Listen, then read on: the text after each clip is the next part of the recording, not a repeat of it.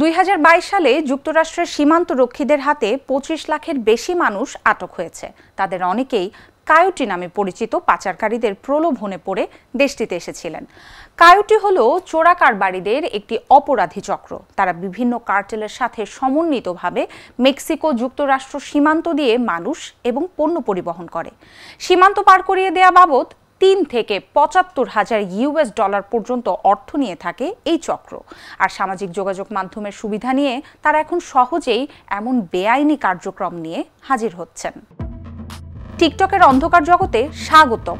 চোরা কারবারিরা এখানে নিজেদের কাজের বিজ্ঞাপন দিয়ে থাকে। পর্দায় আপনি যেমনটা দেখছেন ঠিক তেমনি ভাবেই কমেন্ট সেকশনের পুরোটাই ভর্তি হয়ে আছে। কমেন্ট করার পর অনুরোধকারীদেরকে ব্যক্তিগতভাবে কথা বলার আমন্ত্রণ জানানো হয়।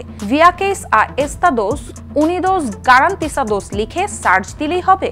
এর মানে হলো মার্কিন যুক্তরাষ্ট্রে যাওয়ার নিশ্চিত উপায়। এই সংক্রান্ত ভিডিওর পরিমাণ বিস্ময়কর রকমের বেশি। অভিবাসন বিশেষজ্ঞ উয়াদালুপে কোরেয়া কাবরেরাও তাই মনে করেন।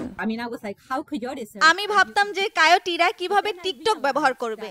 এরপর বুঝতে পারলাম ব্যবসা বাড়ানোর জন্য কায়োটিদের কাছে টিকটক খুবই গুরুত্বপূর্ণ। এটা তাদের জন্য খুবই সহায়ক হয়ে উঠেছে। ভিডিওগুলো খুব সাদামাটা।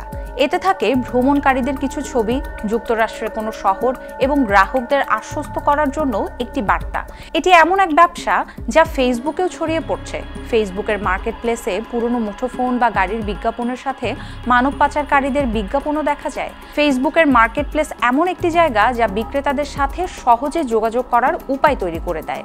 যেমন মাত্র একটি ক্লিকেই সরাসরি ব্যক্তিগত পর্যায়ে বার্তা আদান প্রদান করা যায়। তবে অভিবাসন বিশেষজ্ঞ কোরেয়া কাবরেরা জানালেন, এই প্ল্যাটফর্মটি অর্থাৎ ফেসবুক সাধারণত তথ্য খোঁজার কাজে ব্যবহৃত হয়। এখানে লেনদেন খুব একটা হয় না।